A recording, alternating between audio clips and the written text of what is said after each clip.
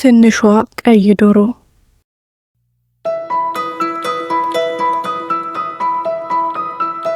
በአንድ ወቅት አንዲት ትንሽ ቀይ ዶሮ ፀሐያማ በሆነ እርሻ ላይ ትኖር ነበር። ይህች ዶሮ በጣም ጎበዝ ነበረች፣ ስራዋንም በደንብ ትሰራለች። በጠዋት ተነስታ እስከ ማታ ድረስ ስራዋን ስታከናውን ትውላለች። ምግቧንም ለመፈለግ አፈሩን ትጭራለች። አልፎ አልፎ እረፍት ለመውሰድ በጫካው ውስጥ ምቹ ቦታ ላይ አረፍ ትላለች። እንዲሁም የሚያምርና ሞቅ ያለ እንቁላል ትጥላለች። ይህች ትንሽ ቀይ ዶሮ በእርሻ ላይ ብቻዋን አይደለም የምትኖረው። 3 ጓደኞች ነበሯት። ቀበጥ ድመት፣ ደግ ውሻና ጠንካራ ፈረስ ናቸው። ዶሮዋ በጣም ታታሪ ብትሆንም ጓደኞቿ ግን እንደሷ አልነበሩ። የተለያዩ ፍላጎቶች ነበራቸው። ድመቷ ፀሐያማ በሆነ ቦታ መተኛት ትወድ ነበር። ውሻው በአንድ ትልቅ ዛፍ ስር ቀዝቃዛ ጥላ ውስጥ ማረፍ ይወድ ነበር። ፈረሱ ደግሞ ቀኑን ሙሉ ቴሌቪዥን ሲመለከት ይውላል። እነሱ መጥፎ እንስሳት አይደሉም፣ ግን በጣም የሚለፉ አልነበሩ። አንድ ቀን ጠዋት በእርሻው አካባቢ ዞር ዞር ስትል ትንሿ ቀይ ዶሮ አንድ ነገር አገኘች። ቀይ እንጆሪ የተሞላ ዛፍ ተመለከተች። ቋቅ ቋቅ! እንጆሪ! በደስታ ጮኸች። ዋው ዋው! ኬክ መጋገር እንችላለን አለችና በደስታ መዝለል ጀመረች።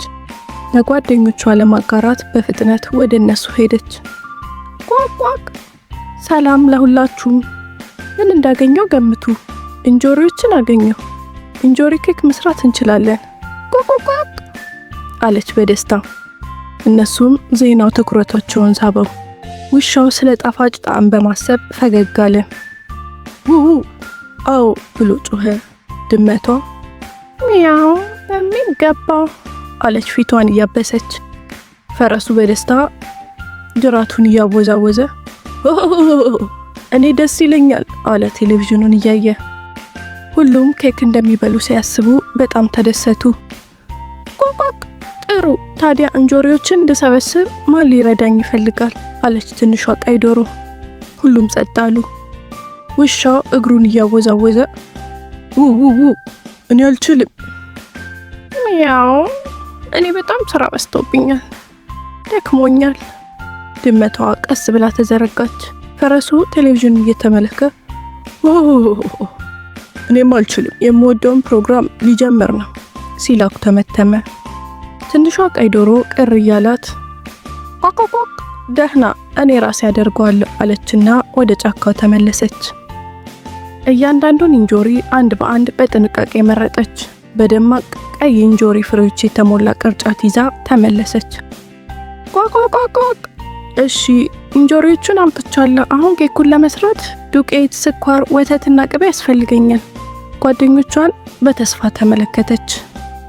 እቃዎቹን ከጓዳና ከማቀዝቀዣው እንዳገኝ ማን ሊረዳኝ ይችላል?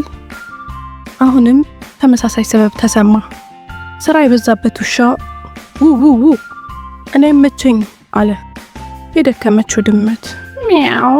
እኔ አልችልም አለች። እኔ ስራ ላይ ነኝ አለ ፈረሱ ቴሌቪዥን እያየ። ትንሿ ቀይ ዶሮ ትንፋሿን በረዥሙ ተነፈሰችና ቋቋቋቋ! እሺ፣ እኔ ያደርገዋለሁ አለች እና ጀመረች። ወደ ማዕድ ቤት ገባችና ከባድ የዱቄት ከረጢትና ስኳሩን አነሳች። ከዚያም ወደ ማቀዝቀዣው ሄዳ ቅቤውን፣ ወተቱን አወጣች። እሷ ሁሉንም እቃዎች ሰብሰብ አድርጋ ብቻዋን ጠረጴዛ ላይ አስቀመጠቻቸው። አሁንስ ሁሉንም ነገር አዘጋጅቻለሁ ቋቋቋቋ! አለች እቃዎቹን እያየች። ዱቄቱንና ስኳሩን ወደ ትልቅ ጎድጓዳ ሳህን ውስጥ አደረገች። ወተቱን፣ ቅቤውን ጨመረች እና ጓደኞቿን ለመጨረሻ ጊዜ ተመለከተች። የኬኩን ሊጥ እንድቀላቅል ማን ሊረዳኝ ይችላል ብላ ጠየቀች። ምላሻቸው መገመት ትችላላችሁ። ውሻው ውው! እኔ አልችልም ብሎ ጮኸ። አሁን ጅራቱን እያሳደደ እየተሽከረከረ ነበር። ሚያው! እኔም ልተኛ ነው ብላ ድመቷ የበለጠ ምቹ ወደ ሆነ የፀሐይ ቦታ ሄደች። እኔ አልችልም ሲል ፈረሱ ሙሉ በሙሉ ወደ ቴሌቪዥኑ ዞረ። እኔ ራሴ ያደርገዋለሁ ትንሿ ቀይ ዶሮ አወጀች፣ ድምጿንም ከፍ አድርጋ። አንድ ትልቅ የእንጨት ማንኪያ ይዛ መቀላቀል ጀመረች። ትንንሽ ክንፎቿን እያወዛወዘች ለስላሳ ክሬም እስኪሆን ድረስ አቦካችው። በመቀጠልም ደማቅ ቀይ እንጆሪዎችን ቀላቀለች። ቆንጆ የሆነ ስኳር የበዛበት ሊጥ ወደ ኬክ መጋገሪያ ገለበጠች። አስተካክላ በጥንቃቄ ወደ ሙቀት ምድጃ ውስጥ አስገባችው። ሙሉ በሙሉ በራሷ አደረገች።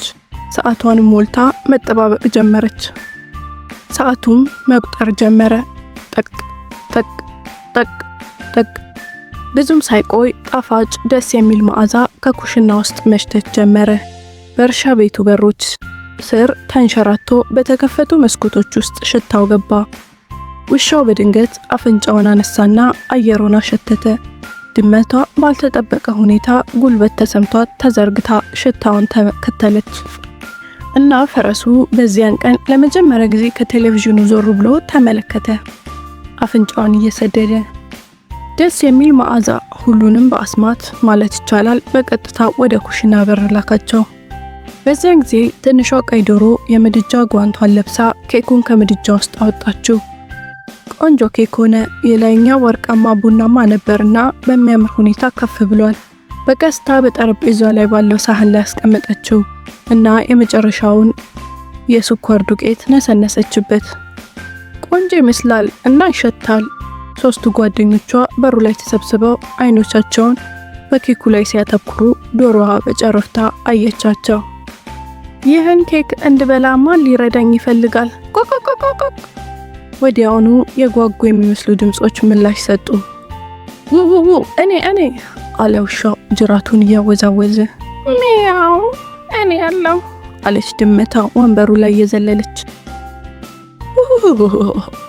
እኔ ያለው አለ ፈረሱ ወደ ጠረጴዛው እየሮጠ። ትንሿ ቀይ ዶሮ እያንዳንዳቸውን ካየች በኋላ ከዚያም በቀስታ ጭንቅላቷን እየነቀነቀች ቆቆቆቆ እኔ አይመስለኝም አለች። እንጆሪዎችን እንድመርጥ አልረዳችሁኝም፣ እቃዎችን እንድሰበስብም አልረዳችሁኝም፣ ዱቄቱን እንድቀላቅል ወይም ኬክ እንድጋግር አላገዛችሁኝም፣ እንድሰራ አትረዱኝም። ስለዚህ እንድበላ እንድታግዙኝ አልፈልግም ማለት ነው አለችና ትንሿ ቀይ ዶሮ ለራሷ ትልቅ ቁራጭ ኬክ አቅርባ እያንዳንዱን በሚገባ አጣጥማ በላችሁ።